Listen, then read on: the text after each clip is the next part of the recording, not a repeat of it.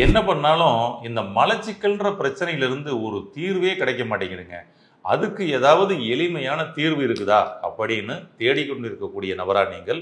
உங்களுக்காகவே இந்த பதிவு. வாங்க பார்க்கலாம். சுவாசி ஹெல்த் ஸ்பாட் சேனல் வியூவர்ஸ் அனைவருக்கும் வணக்கம். மலச்சிக்கலே பல சிக்கலை உண்டு பண்ணும் அப்படின்றது நம்மளுடைய முன்னோர்களினுடைய கருத்து. இன்னைக்கு பல சிக்கல் வந்ததுக்கான அடிப்படை காரணம் என்னன்னு பார்த்தோம்னா, அவர்களுக்கு அந்த சிக்கல் வந்ததுக்கு முன்னாடி ஒரு 6 மாதம் 1 வருஷ காலமாக அவர்களுக்கு மலச்சிக்கல்ன்ற ஒரு பிரச்சனை இருக்குது. சில நபர்களுக்கு இளம் வயதிலிருந்தே இந்த மலச்சிக்கல்ன்றது இருக்குது.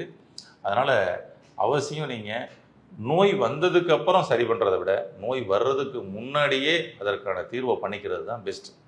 அப்போ மலச்சிக்கல் என்பது ஒரு நோயின் அறிகுறியே, நோயினுடைய முன்னாடி அடிக்கக்கூடிய எச்சரிக்கை மணியே. நோய் வரும் பின்னே அதன் மணியோசையாக மலச்சிக்கல் வரும் முன்னே. அவ்வளோதான். அப்போ அந்த மணியோசை அடிச்சிருச்சுன்னா உடனே அலர்ட் ஆயிருங்க, உடனே மலச்சிக்கலை சரி செய்யறதுக்கு போங்க. மலச்சிக்கல் அப்படின்றது ஒரு நோயா அப்படின்னு சொல்லி பார்த்தோம்னா அதுவும் ஒரு நோயே அல்ல அப்படின்னு தான் சொல்ல முடியும். அது ஒரு அறிகுறியே. மலச்சிக்கலும் அறிகுறியா? நிச்சயமா மலச்சிக்கலும் அறிகுறியே.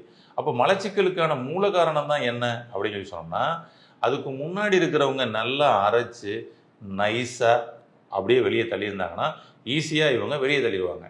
ஆனால் அங்கே சரியாக அரைபடாத உணவுகள், அங்கே நீர் சத்துக்கள் கொடுக்கப்படாமல் நீரை ஃபுல்லாக உறிஞ்சி வெறும் சக்கைகளாக அனுப்பப்பட்ட உணவுகள் வெளியே வராமல் தான் இருக்குது. அப்போ அரைக்கிற செரிமான மண்டலமே இதற்கு மூல காரணமாக இருக்குது. ஏன்னா இங்கே அரைச்சி வெளியே வரணும் அப்படின்னா அங்கே சரியாக அரைச்சி கொடுத்தா தான். அதனால் நம்ம ஏதோ வெளியே தள்ளுறதுக்கு மட்டும் ஏதாவது ஒரு மருந்து வாங்கி சாப்பிட்டுக்கிட்டோம்னா சரியாக வருமா அப்படின்னு இதற்கு இந்த மலச்சிக்கலுக்கு மட்டும் மாத்திரைகளை வாங்கி சாப்பிடக்கூடிய ஒரு பழக்கம் இன்னைக்கு உருவாயிருக்கு. நீங்கள் பண்ண வேண்டிய விஷயம் முதல்ல செரிமான மண்டலத்தை சீர் செய்யுங்கள். அங்கே செரிமான மண்டலத்துக்குள்ளே உள்ளே போயிட்டோம் அப்படின்னு சொல்லி சொன்னோம்னா அங்கே இந்த வயிற்று பகுதியானது அரைப்பதற்காக உள்ளுக்குள்ளே ஏதாவது மிஷினரிஸ் இருக்குதா, அங்கே ஏதாவது பிளேடு, வேறு ஏதாவது நைஃபு, பற்சக்கரம், கியரு அது மாதிரி ஏதாவது இருக்குதான்னு பார்த்தீங்கன்னா ஒன்றுமே இல்லை. நாம் வெளியில் அரைக்கக்கூடிய பல மிஷின்களை இதற்கு உதாரணமாக எடுத்துக்கலாம். ஏன்னா உடலை எப்பொழுதுமே பார்த்தீங்கன்னா நீங்கள் ஆர்கனாக சயின்ஸாக பார்த்தீங்கன்னா அது உங்களை பயமுறுத்திக்கிட்டே இருக்கும். நோயை அது பயமுறுத்திக்கிட்டே பெருசாகிக்கிட்டே இருக்கும். ஆமாம். ஆனால் உள்ளுக்குள்ளே இருக்க அந்த உறுப்புகளை எல்லாத்தையும் இயந்திரமாக நீங்கள் பாருங்கள். உடலே இயந்திரமாக செயல்படுகிறது. இந்த உடல் எனும் இயந்திரம் வெளியில் டூப்ளிகேட்டாக நாம் நிறைய செஞ்சு வச்சுக்கிறோம். இயந்திரம் எது? அந்த கிரைண்டரு, மிக்சி, இப்படி பாருங்களேன், இதெல்லாம் அரைக்கிற மிஷினு. இதெல்லாம் என்ன மாடலில் செஞ்சுக்கிறோம்னா உள்ளுக்குள்ளே எப்படி அரைக்கிறதோ அப்படி தான் செஞ்சுக்கிறோம். அப்போ அங்கே ஏற்படக்கூடிய டிராபேக்கும் நம்ம உடம்புக்குள்ளே ஏற்படக்கூடிய டிராபேக்கும் கிட்டத்தட்ட ஒன்றா தான் இருக்குது. இந்த வகையில் நீங்கள் புரிஞ்சுக்கிட்டீங்க அப்படின்னு சொல்லி சொன்னோம்னா உங்களுக்கு ஈஸியாக இருக்கும். நோயை பற்றிய பயம் உங்களுக்கு முதல்ல போயிடும். அப்போனா நோய் சீக்கிரமாக குணமாயிரும். நோயை பார்த்து நம்ம பயந்தோம் அப்படின்னோம்னா நோயினுடைய தீவிரம் இன்னும் அதிகமாக தான் செய்யும். உதாரணத்துக்கு உங்களுக்கு எதிர்த்தாப்புல ஒரு எதிரி இருக்கிறாருன்னா அந்த எதிரி உங்களை மிரட்டப்படும் பொழுது நீங்கள் பயந்த சுவாதத்துக்குள்ளே போனீங்கன்னா எதிரியினுடைய வேகம் இன்னும் அதிகரிக்கும். ஆனால் எதிர்த்து நிற்கப்படும் பொழுது எதிரினுடைய வேகம் குறையும். அவ்வளோதான். அப்போ ஃபஸ்ட்டு நோயை பற்றிய பயம் உங்களுக்கு முதல்ல வெளியேறணும். அதுதான் மிக முக்கியமான ஒரு விஷயமே. அதற்கு இந்த உறுப்புகளை இயந்திரமாக நீங்கள் கற்பனை செஞ்சுக்கங்க. நீங்கள் ஒரு அரவ மிஷினில் ஒரு அரைக்க கொடுக்குறீங்க, மிளகாய் பொடியை அரைக்க கொடுக்குறீங்க. அதுக்குள்ளே இருக்கக்கூடிய அந்த பிளேடு எல்லாம் நைஸாக அரைச்சி விட்டுச்சுன்னா தான் அங்கே உங்களுக்கு வெளியில் வரக்கூடிய அவுட்புட் பார்த்திங்கன்னா நல்லா வரும். ஆனால் அங்கே இருக்கக்கூடிய பிளேடு சரியாக அரைக்கலை அப்படின்னு சொல்லி சொன்னோம்னா அவுட்புட் உங்களுக்கு டிஸ்டர்பன்ஸ் ஆகும். அப்போ உள்ளே அரைக்கிற மிஷின் தான் சரி செய்யணும். அப்போ இந்த அரைக்கிற மிஷினுக்கு எதை வச்சு அரைக்குதுன்னு பார்த்தோம்னா இது ஃபுல்லாக ஆசிட்ஸ் தான்.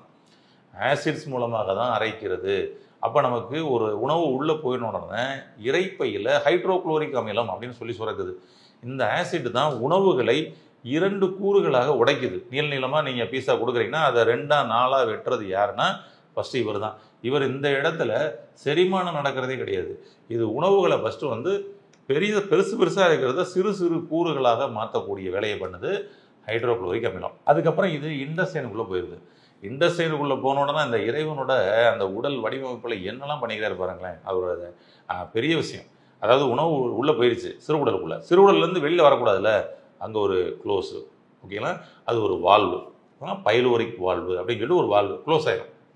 அந்த பைலோரஸ் வால்வு க்ளோஸ் ஆன உடனே என்ன ஆயிரும்? இது உள்ளுக்குள்ளேயே தான் அரைச்சி அங்கிட்டு வெளியில் போகணும், இங்கிட்டு வரக்கூடாது. அது மாதிரியான ஒரு க்ளோஸரு. இப்போ அடுத்தது கல்லீரலிலிருந்து ஒரு பித்த நீர் அப்படின்னு ஒன்று சுரக்கும் பாருங்கள். இப்போ உணவுகள் அங்கே 2 உடைச்சாச்சா, உடைச்சதுக்கப்புறம் அதுக்குள்ளே இருக்கக்கூடிய கூறுகள் எல்லாம் தனித்தனியாக பிரிக்கணும். ஏன்னா அது நிறைய தாதுக்களை, நிறைய சத்துக்களை கலந்து வந்திருக்குது அந்த உணவு. அப்போ அதை பிரித்து அதை வந்து பார்த்திங்கன்னா வெளியில் எடுக்கணும். இதற்கு மற்ற சில ஆசிட்ஸ் வந்து நமக்கு வந்து வருது. எதுனா பித்த நீர். இந்த பித்த நீர் அப்படின்றது அதுக்குள்ளே இருக்கக்கூடிய கொழுப்புகளை பிரித்து எடுத்து அதில் நல்ல கொழுப்பை, அதாவது கொழுப்பை அழிச்சு நல்ல கொழுப்பை பயன்படுத்துறது கொடுத்துட்டு மற்ற கொழுப்புகளை அழிக்கக்கூடிய ஒரு வேலையை இது வந்து பண்ணிடுறாரு. அப்போ இந்த கொழுப்பு எக்ஸஸாக இருக்குன்னா அதை அழிக்கிறதுக்கு யார் வேணும்? பித்த நீர் தான் வேணும். ஓகேங்களா? அப்போ உணவில் இருக்கக்கூடிய கொழுப்புகளை பிரித்து நல்ல கொழுப்பை பயன்படுத்தி பண்ணணும்னா இவர் வேணும். அப்போ அரைக்கிறதுக்கு இவர் தேவை. அதுக்கப்புறம் வந்து பார்த்திங்கன்னா பேன்கிரியாஸில் பேன்கிரியாட்டிக் ஜூஸ்ன்னு இருக்குது பாருங்கள். இவர் தான் வந்து பார்த்திங்கன்னா நம்ம சாப்பிட்ட சாப்பாடில் வந்து பார்த்திங்கன்னா வந்துட்டு உடைச்சி அங்கே குளுக்கோஸை, புரோட்டீனை இப்படிலாம் வந்து பிரித்து கொடுக்கக்கூடிய நபர்களாக இவர் இருப்பார். அப்போ இவங்க 2 பேரும் இங்கே அவசிய தேவை. அவசிய தேவை. அப்போ தான் கரெக்டாக அரைக்கும். இது மட்டுமல்லாமல் அங்கே இண்டஸ்ட்ரீனுக்குள்ளேயே இண்டஸ்ட்ரினல் ஜூஸ் அப்படின்னு சுரக்கும்.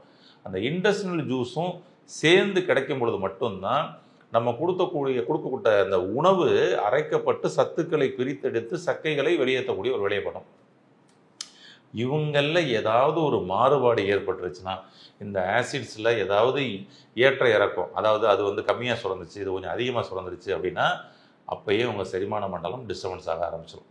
அதை புரிஞ்சுக்கணும்.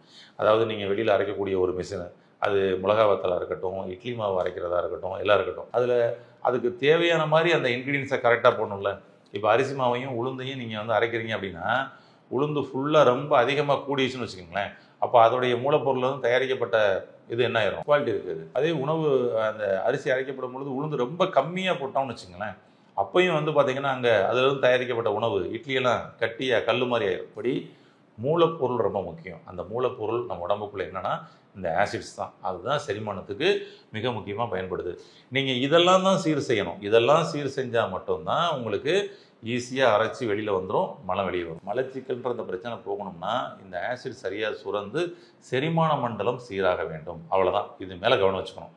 அப்போ நாங்கள் இதுக்கு என்ன தாங்க பண்ணணும் அப்படின்னு சொல்லி சொன்னோம்னா, இதுக்கு என்ன பண்ணலாம் அப்படின்ற சில விஷயங்களை பற்றி நம்ம பார்ப்போம்.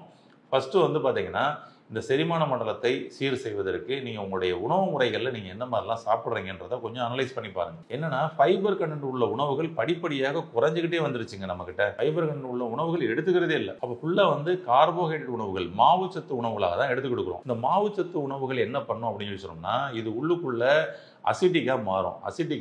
ஓகேங்களா? அசிட்டிக்காக மாறி கேஸ்ட்ரிக்காக ஃபார்ம் ஆகும். அப்போ நம்ம உடம்புக்குள்ளே கெட்ட காற்று, கெட்ட குளுக்கோஸு, கெட்ட கொலஸ்ட்ராலு இதெல்லாம் தேங்கிறதுக்கான காரணம் இது வந்து அசிட்டிக் ஃபுட்டாக மாறுவதனால தான். அசிட்டிக் ஃபுட்டு மீன்ஸ் கார்போஹைட்ரேட் உணவுகள் இவங்க தான் வந்து மாறுறாங்க. அவ்வளோதான். அப்போ அல்கலைன் ஃபுட்டாக நம்ம மாறணும் அப்படின்னா தானிய வகை உணவுகள், ஃபைபர் கண்டென்ட் உள்ள உணவுகள், புரோட்டீன் உணவுகள், ஃபேட்டு, குட் ஃபேட்டு இதெல்லாம் நம்ம கொடுக்கணும். கொடுத்தா அரைச்சி இது நம்ம சத்துக்களாக மாறும். அவை நன்றாக அரைக்கப்படும். உங்களுடைய சிறு உடல் உங்களுக்கே சந்தோஷம், நன்றி அப்படின்னு சொல்லி சொல்லுவோம். ஓகேனா? ஆமாம், அவ்வளோதான். அதுக்கப்புறம் நீங்கள் அரைக்கப்படும் பொழுது தேவையில்லாமல் தண்ணி கொடுக்கக்கூடாது. நீங்கள் உங்கள் கிரைண்டரில் வந்து ஒரு அரிசி அரைக்கிறீங்க. அப்போ பாருங்கள், நீங்கள் தண்ணியை எக்ஸஸாக ஊற்றிக்கிட்டே இருக்கீங்கன்னு வச்சுங்களேன், என்ன ஆகும்? அந்த அரிசி அரைப்படாது, சுற்றிக்கிட்டே கிடக்கும். அப்போ அங்கே அளவான தண்ணி ஊற்றணும், தேவைப்படுற அளவுக்கு தண்ணி ஊற்றணும். கரெக்டுங்களா? அப்போ தான் அது நைஸாக கரெக்டாக அரைச்சி வெளியே வரும். நம்ம சாப்பிடும்போது என்ன பண்ண பாருங்க, கொஞ்சம் ஒரு வாய் சாப்பாடு, ஒரு வாய் தண்ணி, அப்படி அடிக்கடி சாப்பிடும் பொழுது கொஞ்சம் தண்ணின்னு சொல்லி கொஞ்சம் குடிச்சிக்கிட்டே இருந்தோம்னா அதுவும் உங்களுடைய செரிமான தடையை ஏற்படுத்தும். அப்போ நம்ம சரியான அளவு அப்படிங்கும் பொழுது நம்மளுடைய உமிழ்நீர் இருக்குது. நம்ம சாப்பிடும் பொழுது அந்த ஃபுட்டில் வந்து சாம்பார், ரசம், மோர் இப்படிலாம் சாப்பிட்றோம்னா அதுலேயே நீர் சத்து இருக்குது. எனக்கு தெரிஞ்சு இதுவே கரெக்டாக வந்துடும். இதுக்கப்புறம் தண்ணி ஒன்று எடுக்கணுமானா தேவைப்படாது. தேவைப்பட்டால் கொஞ்சமாக எடுத்துக்கலாம். ஓகேங்களா? இந்த தொண்டையில் வந்து நனைக்கிற அளவுக்கு நீங்கள் எடுத்தீங்கன்னா அந்த தண்ணி கரெக்டாக அங்கே போயிடும். செரிமானத்திற்கு இது ரொம்ப முக்கியம். நீங்கள் சாப்பிடும் பொழுது தண்ணி குடிக்கிறீங்களா, அது அளவாக எடுக்கிறீங்களான்றதை பார்த்துக்குங்க. அளவுக்கு அதிகமாக உள்ளே போச்சுன்னா செரிமான தடை ஏற்படும், கேஸ்ட்ரிக் ஃபார்ம் ஆகும், கான்ஸ்டிபேஷன் உருவாகும். உங்கள் மலச்சிக்கலுக்கு இதுவே ஒரு காரணமாக இருக்குது. சரி, சாப்பிட்டதுக்கு அப்புறம் வந்து ஒரு 20 நிமிஷத்தில் லைட்டாக கொஞ்சம் தாகம் எடுக்கும். அந்த சமயம் நீங்கள் தண்ணி குடிங்க. 6 லிட்டர்லேருந்து 1 லிட்டர் கூட குடிச்சிக்கலாம், தப்பே இல்லை. அந்த சமயமும் நீங்கள் தண்ணி குடிக்கலைன்னா அதுவும் உங்களுக்கு கான்ஸ்டிபேஷனாக உருவாகும். அப்போ சாப்பிட்டு முடிச்சதுக்கப்புறம் நீங்கள் தண்ணி குடிக்கணும். ஏன்னா இது வந்து அந்த பாத்திரத்தை கழுவி வைக்கிற மாதிரி உள்ளுக்குள்ளே அங்கங்கே ஒட்டிக்கிட்டு இருக்கிற முதல் கூட எல்லாம் கிளியர் ஆயிரும். இண்டஸ்டைனையும் கிளியர் பண்ணி கொடுத்துரும். அங்கே மலத்திற்கு லூப்ரிகேஷன் கிடைக்கிற மாதிரியும் கிடைச்சிடும். பெட்டர். இதை முதல்ல அவசியம் வந்து கடைபிடிங்க. அதுபோக ஃபைபர் கண்டென்ட் உள்ள உணவுகள், ஃபைபர் கண்டென்ட் உள்ள ஃப்ரூட்ஸ் எடுத்துக்கங்க, பெட்டர். நாட்டு வாழைப்பழம் அப்படின்னு சொல்லுவோம். நாட்டு வாழை ரொம்ப ரொம்ப பெஸ்ட். டெய்லி நைட்டு முன்னாடிலாம் வந்து பார்த்தீங்கன்னா எல்லாரும் வேலையை முடிச்சுட்டு வந்து நைட்டு படுக்க போகிறதுக்கு முன்னாடி 2 நாட்டு வாழைப்பழம் சாப்பிட்டுட்டு தான் படுப்பாங்க. ஆனால் இன்னைக்கு நாட்டு வாழையே கிடைக்கிறது பெரிய விஷயமா இருக்குது. சென்னை போன்ற நகரங்களில் நாட்டு வாழைப்பழம் எடுத்துக்கோங்க, அது ரொம்ப நல்லது. ஒன்று. அதுபோல் கொய்யாப்பழம் எடுத்துக்கங்க. உங்களுடைய உணவுகளில் நீங்கள் வந்து இரவு உணவு சாப்பிட்டதுக்கப்புறம் ஒரு 2 கொய்யாப்பழம் சாப்பிடுங்க. உங்களுக்கு மலச்சிக்கல் இல்லாமல் ஃப்ரீயாக போகிறதுக்குரிய வேலையை பண்ணி கொடுக்கும். செரிமானத்தையும் சரி செய்யும். ஏன்னா இது வந்து ஒரு துவர்ப்பு தன்மை உள்ள ஒரு பழமாக இருக்கும். அது துவர்ப்பு தான் உங்களுடைய வயிறு சிறுகுடலுக்கு தேவை. அப்போ செரிமானத்தையும் இது வந்து சீர் செய்யும், பெட்டராக இருக்கும். இதுக்கப்புறம் ஒரு அற்புதமான ஒரு சூரணம். இந்த சூரணத்தை நீங்கள் வாங்கி பயன்படுத்துனீங்க அப்படின்னா செரிமானத்தை சீர் செய்து மோசனை வெளியேற்றிடும், பெட்டராக இருக்கும். ரொம்ப நாள் வந்து கான்ஸ்டிபேஷன் இருக்குதுங்க அப்படின்னா நம்ம ஏற்கனவே கூட ஒரு பதிவு போட்டிருந்தோம். அதில் வந்து ஹஸ்க்கு, ஃபிசிலியம் ஹஸ்க்கு அப்படின்னு சொல்லியிருந்தோம். இந்த ஃபிசிலியம் ஹஸ்க்கு இன்றைக்கி ஓரளவு வந்து ரொம்ப அற்புதமான ஒரு மாற்றத்தை கொடுக்கும். அதாவது ரொம்ப நீண்ட நாள் மலச்சிக்கல் இருக்கிறீங்கன்னா அதுக்கு சப்போர்ட் பண்ணி கொடுக்கும். அது இப்போ நம்மக்கிட்டேயே கூட வந்து நிறைய மக்கள் கேட்டதுனால அப்புறம் வாங்கி வச்சோம். அது நம்ம அவைலபிலிட்டி இருக்குது. தேவைப்படுறவங்க நீங்கள் வாங்கி கூட பயன்படுத்திக்கலாம் ஃபிசிலியம் ஹஸ்க்கு. ஓகேங்களா? ஒன்று. ஆமாம். இது இது இது மட்டும் இல்லாமல் ரொம்ப நமக்கு செரிமான மண்டலத்தை வந்து சீர் செஞ்சிட்டோம்னா அப்பப்போ விட்டு விட்டு வந்து கான்ஸ்டிபேஷன் வருது, நார்மல் ஆகுது, கான்ஸ்டிபேஷன் வருது, நார்மல் ஆகுது. இந்த மாதிரி சில பேருக்கு இருக்கும்ல, அவர்களுக்கு செரிமான மண்டலத்தை சீர் செய்வதற்காக ஒரு சூரணம் சொல்கிறேன், பயன்படுத்திங்க. ஏன் அப்படின்னா சில பேருக்கு 2 நாளைக்கு கான்ஸ்டிபேஷன் இருக்கும், 2 நாள் ஃப்ரீ ஆகிடும், 2 நாள் திரும்ப டைட் ஆகும், 2 நாள் ஃப்ரீ ஆகிடும். இந்த மாதிரிலாம் சில பேருக்கு இருக்கும். ஓகேங்களா? அப்போ செரிமான மண்டலத்தை சீர் செய்யணும். அதுக்கு என்னங்க பண்ணலாம் அப்படின்னு சொல்லி சொன்னோம்னா, ரொம்ப அற்புதமான ஒரு சூரணங்க, நில ஆவாரை சூரணம் அப்படின்னு சொல்லிட்டு. இந்த நில ஆவாரை நம்மளுடைய முன்னோர்கள் ஆரம்ப காலகட்டங்கள்ல இருந்து பயன்படுத்திட்டு வந்த ஒரு மூலிகை. இந்த நில ஆவாரை, நில ஆவாரை மூலிகையை பற்றி சில பேருக்கு தெரியும். இது வந்து ரொம்ப அற்புதமான ஒரு மூலிகை, கான்ஸ்டிபேஷனை ரொம்ப சூப்பராக சரி பண்ணும் அப்படின்னு சொல்லி தெரியும். இதை நம்ம எப்போ எடுக்கணும், எப்படி எடுக்கணும் அப்படின்னு சொல்லி சொன்னோம்னா, இதை இரவு உணவு சாப்பிட்டதுக்கு அப்புறம் ஒரு ஸ்பூன், ஒரு டம்ளர் தண்ணி எடுத்துட்டு அப்படியே கலந்துருங்க. வெதுவெதுப்பான தண்ணியாக இருக்கட்டும், நல்லாயிருக்கும். வெதுவெதுப்பான தண்ணியில் ஒரு ஸ்பூன் கலந்துட்டு அப்படியே சாப்பிடுங்க. இல்லை டைரெக்டாக ஒரு ஸ்பூன் போடுங்க, வாயில் போட்டு மென்று அப்படியே வந்து உறிஞ்சி குடிச்சிருங்க, பெட்டர். இந்த நில ஆவாரை சூரணம் உங்களுடைய சிறுகுடலுக்கு ரொம்ப அருமையாக சப்போர்ட் பண்ணி கொடுக்கும். உங்களுடைய இரைப்பைக்கு ரொம்ப அருமையாக சப்போர்ட் பண்ணி கொடுக்கும். உங்களுடைய கல்லீரலுக்கு ரொம்ப அருமையாக சப்போர்ட் பண்ணி கொடுக்கும். உங்களுடைய பெருங்குடலுக்கு ரொம்ப அருமையாக சப்போர்ட் பண்ணி கொடுக்கும். முழுக்க முழுக்க துவர்ப்புத்தன்மை உணவுல தான். இந்த துவர்ப்புத்தன்மை இந்த ஆர்கனுக்கு எல்லாருக்கும் தேவைப்படக்கூடிய ஒரு விஷயமா இருக்கும். ஏன்னா ஒரு சுவை உங்களுடைய உறுப்பை பலப்படுத்தும். அதை இந்த சுவை மூலமாக அது வந்து கிடைக்கும். அதுக்கப்புறம் ஃபைபர் கண்டென்ட் இதில் நமக்கு நல்லா அதிகமாக இருக்கிறதுனால நமக்கு வந்து மோசனை நல்லா ஃப்ரீ பண்ணி கொடுத்துருங்க. தினந்தோறும் இரவு நில ஆவாரை சூரணத்தை எடுத்து உங்களுடைய ஜீரணத்தை சரி செய்து மலச்சிக்கல் என்ற பிரச்சனையிலிருந்து மீண்டு ஆரோக்கியமாக வாழ வாழ்த்துக்கள். நன்றி.